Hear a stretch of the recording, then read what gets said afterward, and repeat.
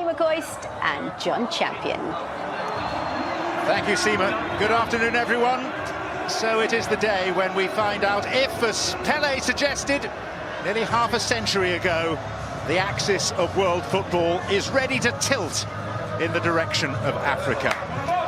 We've been here before, of course, with Cameroon in 1990, Senegal 2002 and Ghana in 2010, but here at Al Tumama, shaped like a traditional Qatari hat on the edge of the Doha Desert, the difference this time is that Morocco represent not just a continent, but the Arab world too. So many nations who in everyday life may have their differences, but where football is concerned, they feel able to coalesce around a common cause. The overwhelming majority of the support here is for Morocco, leaving Portugal in the role of isolated strangers in what must feel like a very foreign land.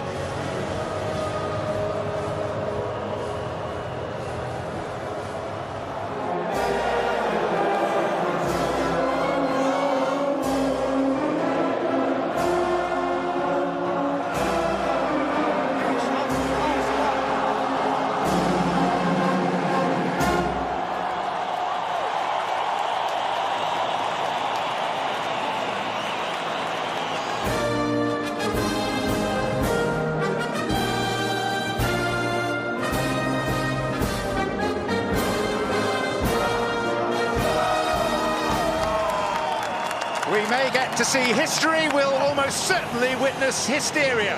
And the curtain goes up next.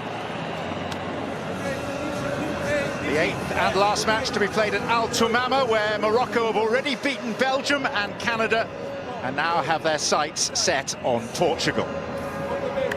For Morocco today, two changes to the side that went the distance with Spain. West Ham defender Aguerd is injured.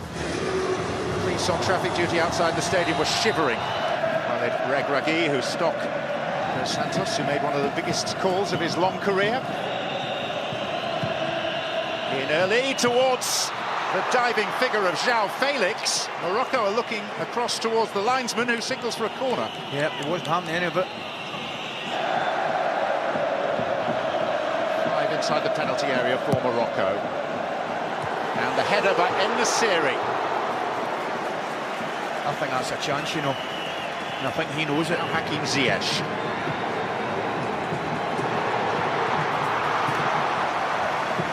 I think we can allow him that.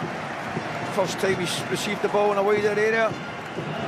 Orchestrated like most of the others by Hakim Ziyech.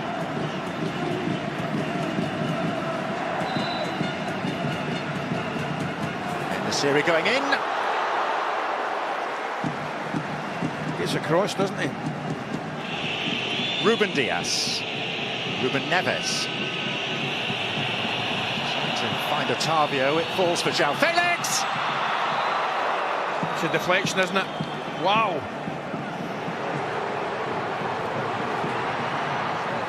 Atiat Allah, Amala! Just a bit behind him. You can't get too much on it. You just got to try and redirect that one. From Morocco, this is Boufal. They've got the flair players, he's one of them.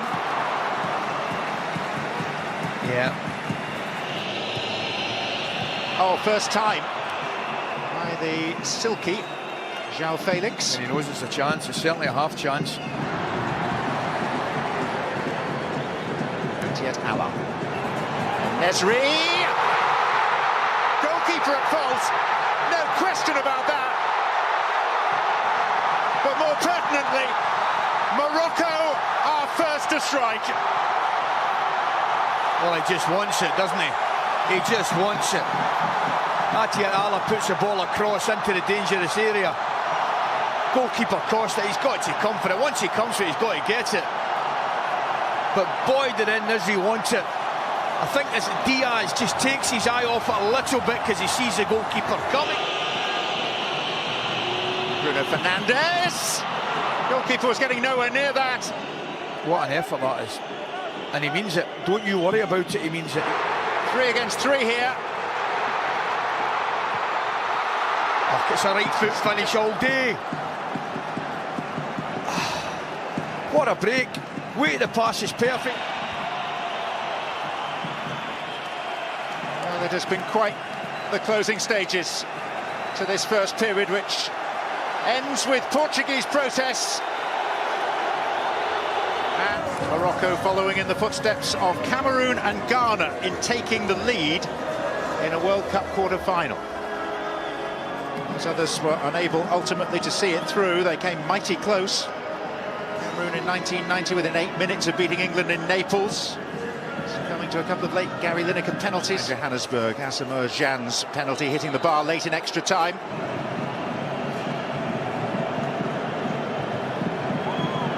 Here's Ziyech. Well, it seemed to come back onto El Yamik and then wide. My initial reaction is the goalie does well because he's expecting perhaps somebody to get a touch. And he waits, he doesn't commit himself. Ramos, headed opportunity, which is as good as anything they've managed to carve out. We've hardly said Ramos's name today. He's been very quiet first half, but almost invisible. Lovely turn, Octavio. It's a good ball. Bernardo Silva. Bruno Fernandes! What a chance, it really is. Just hanging about the edge of the box, takes a good touch. Bruno Fernandes. Too long for Ronaldo. That's unlucky. It's a lovely touch he takes to come inside. Morocco have gone to a back five. Rafael Leao. The referee's given that. Yeah, they look as though they're going to a back five now, Morocco, John.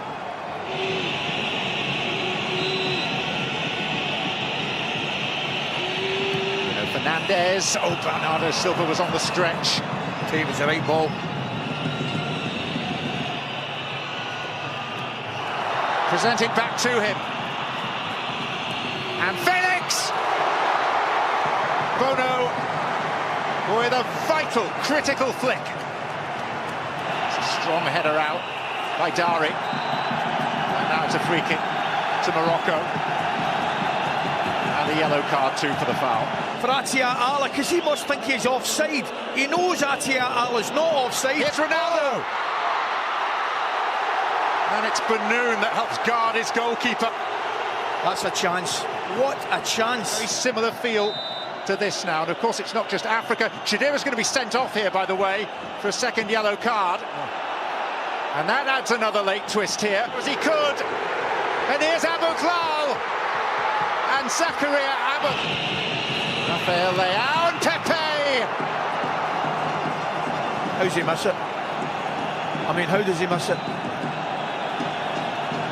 Oh, he's been brilliant.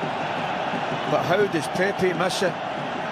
It just comes to him in the back post. Leao, great delivery in. Do you know something? Because I'm going to back a touch.